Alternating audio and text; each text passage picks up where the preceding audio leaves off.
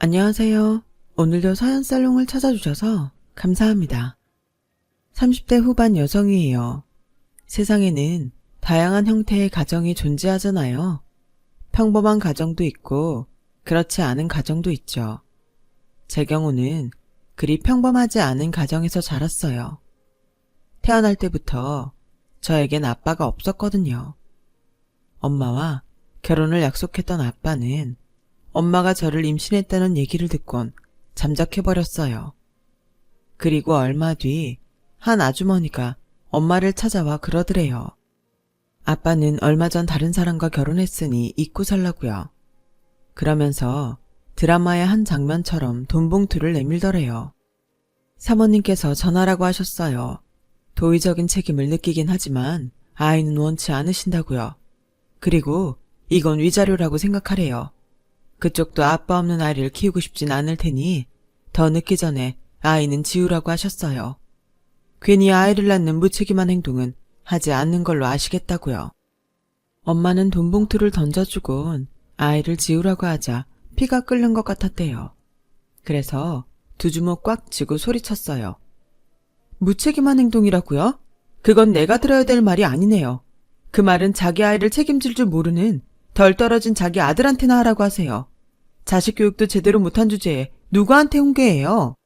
그리고 적어도 이런 말까지 남의 일 빌려하는 사람이라면 얼마나 형편없는 인간인지 안 봐도 알겠네요. 위자료요? 웃기지 말라 그래요. 그쪽한테 위자료 받을 것 같았으면 이 정도로 만족 못하죠. 이건 내 아기 똥기저귀 값으로 쓸게요. 똥 잔뜩 묻혀서 쓰레기통에 버리게요. 더러운 돈이니 똥 묻혀 버리는 게 낫지 않겠어요? 그리고 나중에라도 애 얼굴 보겠다는 생각은 하지 말라고 전하세요. 그딴 인간들한테는 머리카락 하나도 보여주기 싫으니까 짐승만도 못한 것 같으니라고. 그렇게 엄마는 남편도 없이 혼자 저를 낳아 기르셨어요. 서울에서 회사 생활 잘하고 있는 줄 알았던 딸이 하루아침에 미혼모가 되자 저희 외가에서는 난리가 났었죠.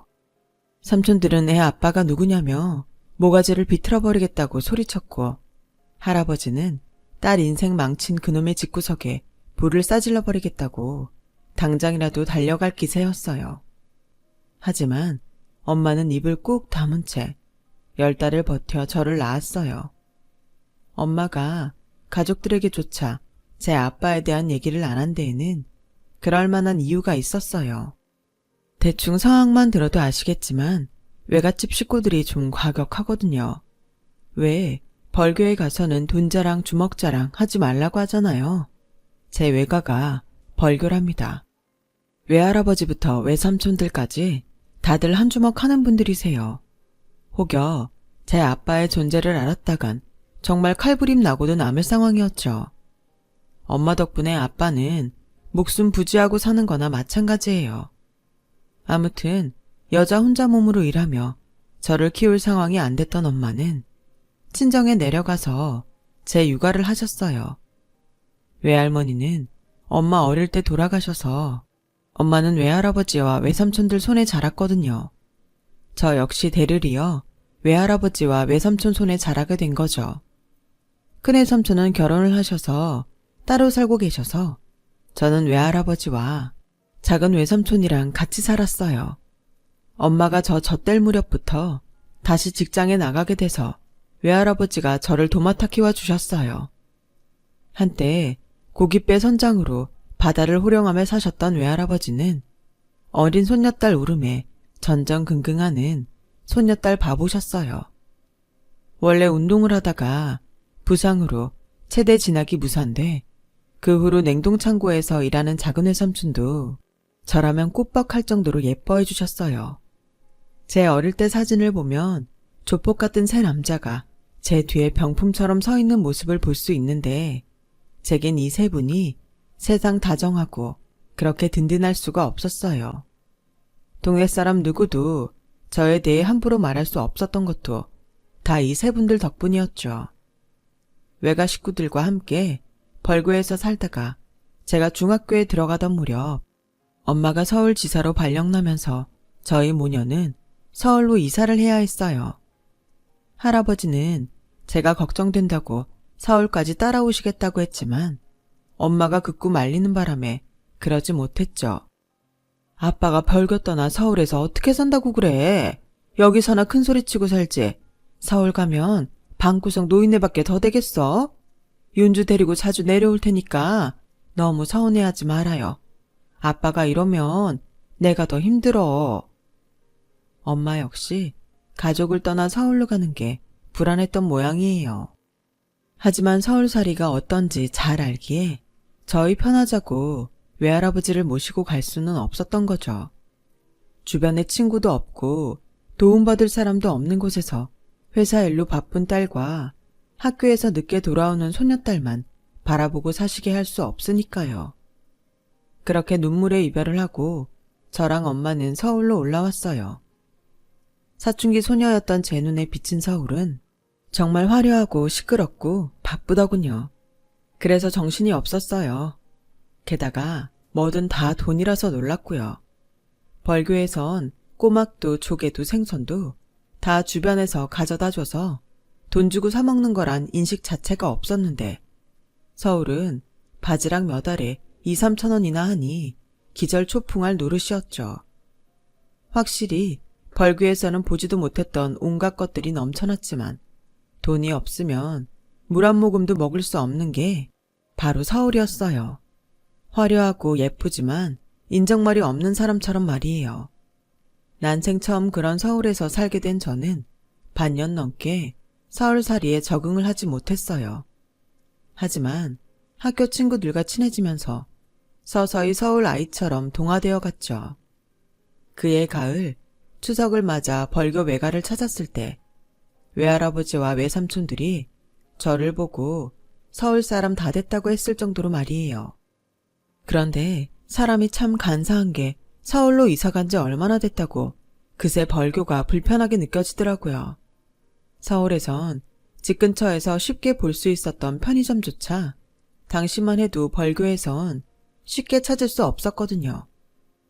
그렇게 벌교에서 보낸 어린 시절은 추억의 사진첩 속에 들어갔어요. 시간은 흘러 저는 대학생이 되었고 제가 대학을 졸업하고 취업을 하던 해 엄마는 회사를 그만두게 되셨어요. 50을 바라보는 여자가 직장 생활을 한다는 건 기적에 가까운 일이라며 늘 스스로를 자랑스럽게 생각했던 엄마였지만 회사의 압력에 더는 버틸 수가 없었던 거죠. 엄마의 퇴사 소식을 들은 작은 외삼촌은 이참에 벌교로 내려와 냉동창고 일을 도와달라고 했어요.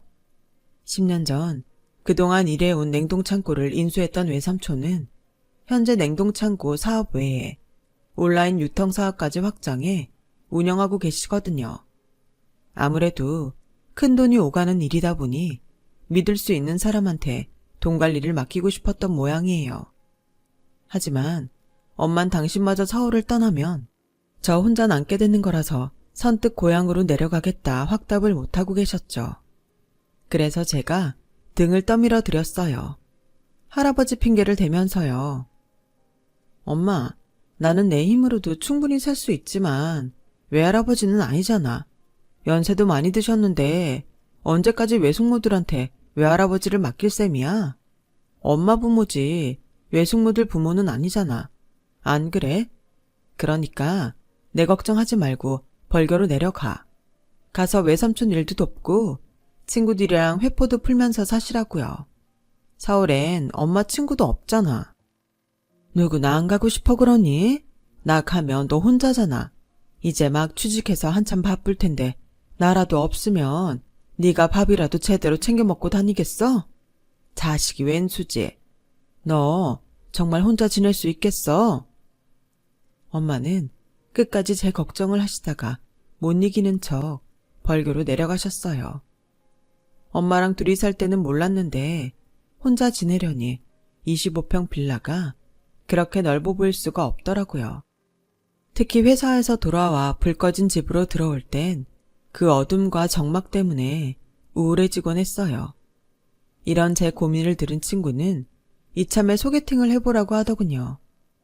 그렇게 소개팅에서 만난 남자가 바로 지금의 제 남편이에요. 남편은 중학교 수학선생으로 제 친구 남친의 대학 동기였어요. 인물도 좋고 성격이 워낙 활발해서 만장일치로 과대가 될 정도였다더군요. 그렇게 친구의 소개로 소개팅 자리에 나갔는데 친구의 말과는 달리 엄청 차분하고 조용한 사람이더라고요. 그래서 대타가 나온 건가 생각했죠. 제가 대학 시절 때랑은 성격이 많이 변해서 그런가 보네요. 저 절대 대타 아닙니다. 남편은 멋쩍어 하면서 자신이 소개팅 당사자 맞다며 신분증까지 보여줬어요. 사실 제가 군대에 있을 때 형 내외가 교통사고로 세상을 떠나셨거든요. 이전까지는 형만 믿고 나 하고 싶은 거 다 하고 살았는데 막상 형이 떠나고 나니 그럴 수 없겠더라고요. 하루아침에 장남을 잃은 아버지를 생각해서라도 그럴 수 없었거든요. 그때 알았어요. 장남의 무게가 어떤 건지를요. 아마 그래서 성격이 변한 게 아닌가 생각해요. 처음 만난 사람 앞에서 꾸밈 없이 자신의 아픈 사정을 털어놓는 남편을 보면서 왠지 믿음이 가더라고요. 감추자고 들면 충분히 감출 수 있는 상황이었으니까요. 그날 첫인상이 마음에 들어서 그런가 처음부터 남편한테 호감이 갔어요. 그리고 그건 남편도 마찬가지였죠. 소개팅을 마치고 헤어지려는데 남편이 주말에 혹시 시간 되냐고 묻더라고요. 같이 영화를 보러 가자고요. 그렇게 영화를 시작으로 우리는 종종 만나면서 데이트를 즐기며 일종의 썸을 타기 시작했어요. 그리고 시간이 흐르면서 자연스럽게 연인관계로 발전되었고요. 정작 저희 둘을 연결해준 제 친구는 남친과 이별을 했는데 말이죠. 몇 년 뒤 우리가 결혼을 한다고 하자 친구는 깜짝 놀라며 그러더군요. 세상에, 짝은 따로 있다더니 그 말이 딱이네. 솔직히 난 너희 커플이 이렇게 오래 갈 줄은 상상도 못했어. 그저 너 혼자 지내는 게 안쓰러워서 말벗이라도 하라고 소개시켜준 거니까. 근데 정작 나는 헤어지고 너는 결혼을 한다니 기분이 묘하다 얘. 근데 너 정말 이 결혼할 생각이야? 전 남친한테 들은 게 있어서 그래. 제 결혼 소식에 왠지 떨떠름한 표정을 짓던 친구는 이상한 얘기를 했어요. 내 남친이 군대 다녀오고부터 사람이 좀 이상해졌었대. 전에는 과 동기를 몰고 다니면서 놀던 사람이 복학해서는 완전 180도 달라져선 도서관에서 살더라나? 한 번은 내 전 남친이 집에 전화를 했었는데 이제 말 시작한 것 같은 애가 옆에서 아빠 그러더래. 뭐 본인은 TV 소리였다고 했다는데 아무렴 TV 소리를 구분 못하겠니? 암튼 네가 결혼한다니까 괜한 것도 다 걱정이 된다야. 결혼하기 전에 꼭 알아봐. 알았지? 친구는 괜히 자기가 잘못 소개시켜 준 것 같았는지 제 남편한테 혹여 숨겨둔 애는 없나 잘 알아보라고 신신당부를 했어요. 모르면 모를까 친구한테 그런 말을 들으니 괜히 의심이 가더라고요. 의심은 꼬리에 꼬리를 물어 결국 남편의 사소한 행동 하나까지 다 의심스럽기 시작했어요.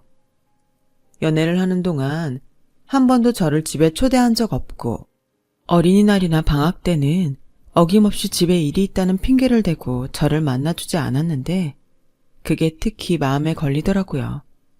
쇼핑몰에서 데이트를 하다가도 장난감 가게 앞에서 한참을 생각에 잠겼던 것도 그렇고요. 결혼을 안 하면 모를까 더는 이런 상태로 의심할 수 없다 싶어 작정하고 하루 날 잡아 남편한테 물어봤어요. 혹시 자기한테 숨겨둔 아이 있어? 그랬더니 남편은 당황한 표정으로 잠시 뜸을 들였어요. 그리고는 같이 갈 데가 있다며 저를 끌고 어디론가로 가더라고요. 도착한 곳은 어느 가정집이었어요. 남편이 배를 누르자 초등학교 저학년쯤으로 보이는 사내 아이가 달려나와 문을 열어주더군요. 친구가 말했던 그 아이인가 싶었죠. 집 안으로 들어가자 안방에서 연세가 있는 아저씨가 나오셨어요. 그분은 저를 보다 화들짝 놀라시며 아이를 등 뒤로 숨기시더군요. 안 그러셔도 돼요, 아버지. 제가 말씀드렸던 윤주예요. 윤주야, 인사드려. 우리 아버지셔. 그 말에 저도 아버님도 서로 놀라긴 마찬가지였어요. 특히 제가 더 그랬죠. 그날 제 복장도 그렇고 갑자기 끌려오느라 빈손으로 왔으니까요. 그래서 어쩔 줄 몰라 하고 있는데 남편이 꼬마 아이를 불러서는 제게 인사를 시켰어요. 한솔아, 이리 와서 형수님한테 인사드려. 형이랑 결혼할 뿐이야. 에? 형이라고? 남편의 말에 놀라 자빠질 뻔했지만 아들이 아니라는 사실에 내심 안심이 되기는 했어요. 아버님은 제가 찾아올 줄 알았다면 과일이라도 사다 놓는 건데 그랬다며 미안해 하시더라고요. 남자만 사는 집이라 집에 통 뭐를 사다 놓지 않아서 대접할 게 없네요. 한솔아, 슈퍼에 가서 주스 좀 사와라. 너 먹을 과자도 좀 사오고.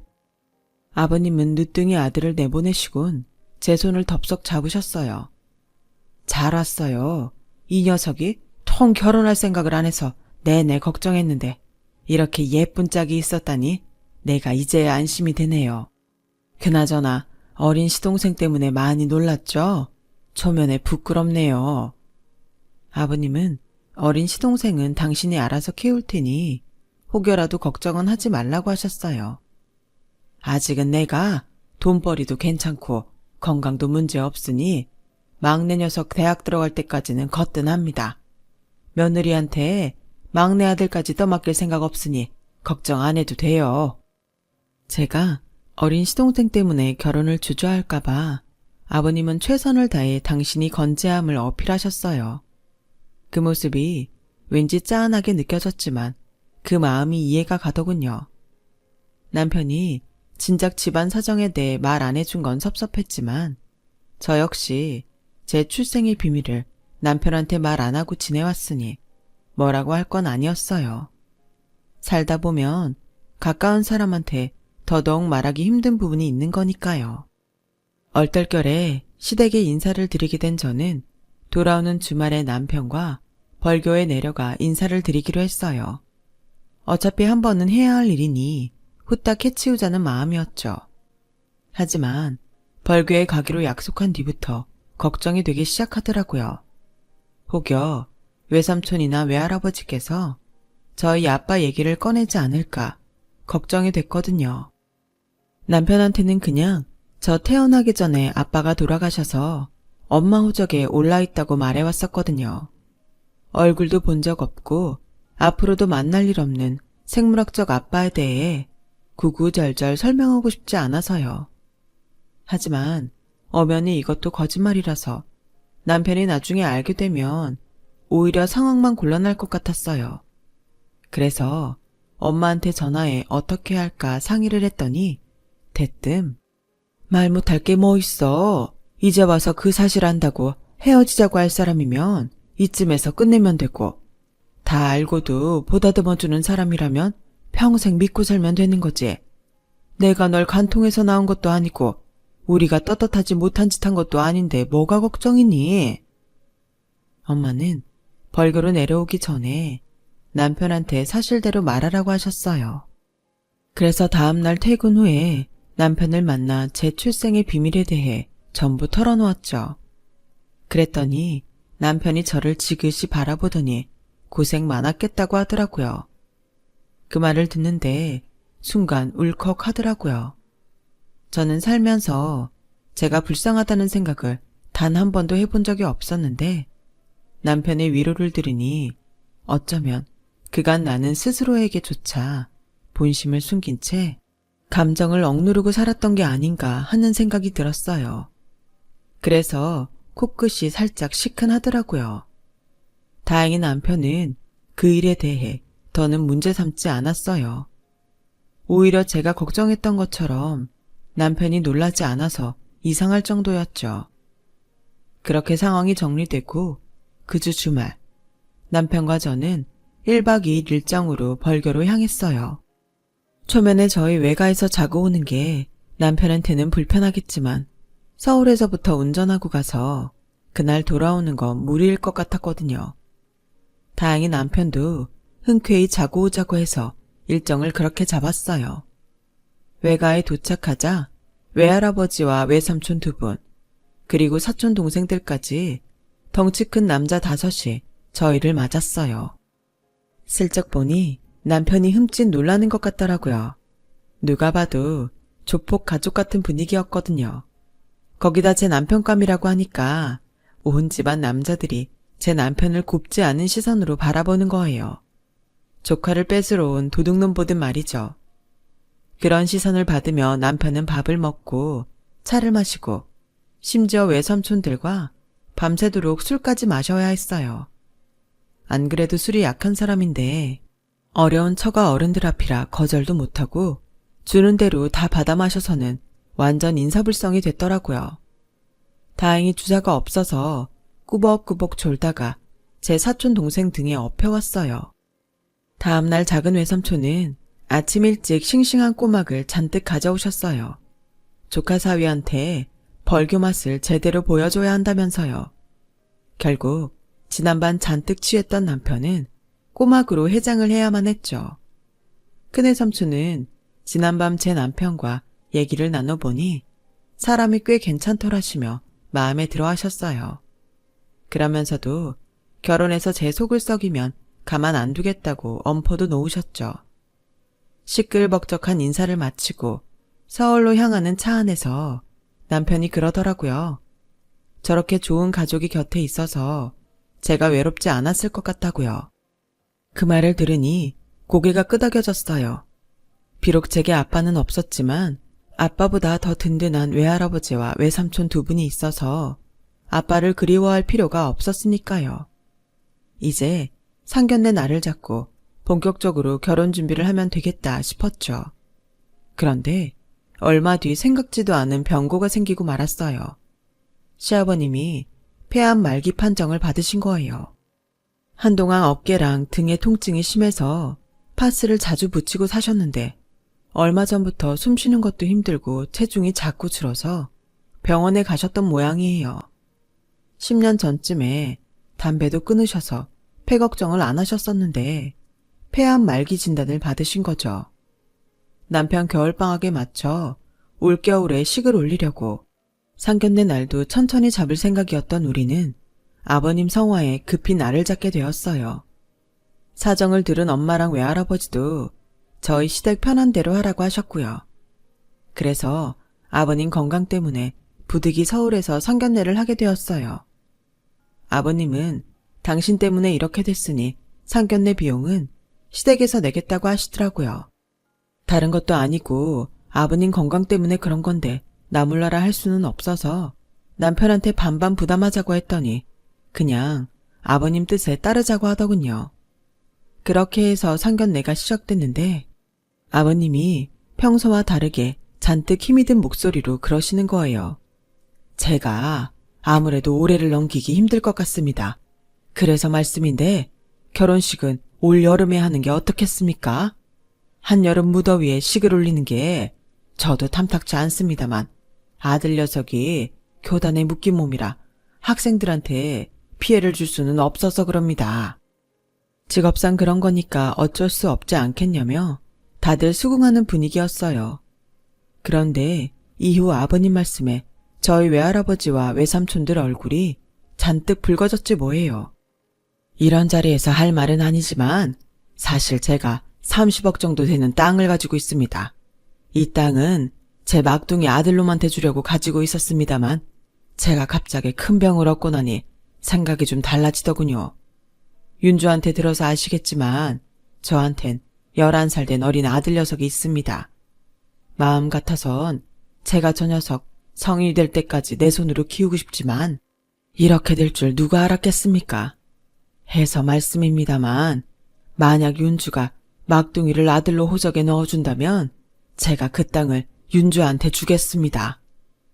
순간 루마는 정적이 감돌았어요. 그리곤 잠시 뒤 외할아버지께서 숟가락을 집어 던지셨어요. 이거 시방 무슨 짓거리여? 시동생을 호적에 아들로 넣으라고야? 나가 살다 이런 개소리는 처음이여. 시방 제정신으로 하는 소리요? 그러자 아버님은 당당하게 그렇다고 대답하셨어요. 그러자 이번엔 작은 외삼촌이 자리를 박차고 일어나 의자를 발로 걷어차 버리셨어요. 그리고는 테이블을 주먹으로 쾅 내리치더니 제 남편 멱살을 쥐곤 죽일 듯이 노려보며 그랬죠. 니도 알고 있었냐 이 시벌놈아. 얼른 말해야. 안 그럼 니 주둥이를 콱 쪼사불란께. 남편은 고개를 푹 숙인 채 고개를 끄덕였어요. 그러자 작은 외삼촌이 제 남편을 치려고 주먹을 쳐들었죠. 그러자 저희 엄마가 그 손을 막았어요. 막둥이, 그 손 순순히 내려놔야. 어른들 계신께 얼른. 맹수 같은 외삼촌은 저희 엄마 말에 남편 멱살을 쥔 손을 놓았어요. 그리곤 분하다는 듯 자리에 앉았죠. 다행히 어린 시동생이 상견례 자리에 안 나왔으니 그나마 다행이었어요. 엄마는 최대한 침착한 목소리로 저희 아버님께 말했어요. 저도 혼자 몸으로 자식을 키워온 입장이라 누구보다 사돈 마음을 이해합니다. 어린 자식 두고 큰 병에 걸렸으니 그 마음이 오죽하시겠습니까? 100번 이해하죠. 하지만 호적에 올리는 건 안 됩니다. 세상 천지에 누가 시동생을 아들로 키운답니까? 말도 안 되죠. 아들처럼 키워달라 하시면 그거야 그럴 수 있습니다. 그러니 방금 하신 그 말은 없었던 걸로 하시지요. 만약 끝까지 우기시면 저희 이 결혼 못합니다. 그날 아버님은 끝까지 고집을 꺾지 않으셨고 결국 저희 결혼은 없던 일로 되고 말았어요. 남편과도 그렇게 연락을 끊고 말았죠. 그리고 1년 뒤 저희 집으로 엽서가 한 장 날아왔지 뭐예요. 상주시 소인이 찍힌 엽서엔 빼곡한 글씨가 적혀 있었어요. 1년 전에 느린 우체통을 통해 보낸 엽서더라고요. 그런데 그 내용을 읽고는 말문이 막혔지 뭐예요. 그 엽서는 시동생이 보낸 거였고 아버님 임종이 가까워진 어느 날 마지막으로 떠난 가족여행에서 제게 써서 보낸 거였어요. 아버님과 남편이 끝까지 감추고 있었지만 시동생은 자신이 누구의 아들인지 알고 있었더라고요. 돌아가신 아주버님 아들이란 걸요. 남편이 저랑 헤어지고 하루는 술에 잔뜩 취해 집에 왔는데 그때 아버님과 안방에서 한 얘기를 들었다나 봐요. 아주버님 내외가 교통사고를 당한 그날 아주버님은 현장에서 세상을 떠나셨고 만삭이던 형님은 가까스로 목숨은 건지셨는데 무리하게 출산을 하느라 결국 세상을 떠나고 말았죠. 아버님은 혼자 남은 손주를 자신의 아들로 호적에 올리신 거고요. 나중에라도 손주가 자신 때문에 엄마가 죽었다는 걸 알게 될까봐 제 남편한테조차도 비밀로 하고 혼자 꼭꼭 숨기셨던 거예요. 제게 주시겠다고 했던 땅은 아주버님 내외 앞으로 나온 사망보험금으로 산 땅이었던 거고요. 하지만 손주를 지키려던 자신의 욕심 때문에 작은 아들이 파혼당하고 술에 빠져 지내자 털어놓으신 거였죠. 엽서를 읽어 내려가던 저는 마지막 줄을 읽곤 오열하고 말았어요. 거기엔 이렇게 적혀 있었거든요. 자기가 태어나지 말았어야 했다고요. 그랬다면 할아버지도 삼촌도 저도 다 행복했을 거라고 말이죠. 그 어린 게 얼마나 가슴앓이를 했으면 그런 말을 했을까 생각하니 가슴이 찢어지는 것처럼 아팠어요. 그래서 남편한테 전화를 걸었죠. 연결음이 길어지도록 받지 않길래 끊으려는데 남편이 받더군요. 한참을 서로 말없이 전화기만 들고 있다가 제가 용기를 내 먼저 만나자고 했어요. 남편은 머뭇거리더니 저희 집 근처로 오겠다고 하더군요. 그날 우리 두 사람은 동네 놀이터 그네에 앉아 엽서를 보며 다 큰 어른임에도 꺽대며 부둥켜 안고 울었어요. 그리고 반년 뒤 겨울 우리는 드디어 결혼식을 올리게 되었어요. 시동생의 출생의 비밀을 들은 엄마와 외가 어른들의 허락을 받았거든요. 외할아버지께선 처음부터 솔직히 말을 해줬다면 이해 못할 일도 아니었는데 사돈이 괜한 짓을 했다시며 안타까워하셨어요. 그건 엄마도 마찬가지였죠. 그래서 시동생, 아니 조카를 남편 호적에 올리는 걸 찬성해 주셨어요.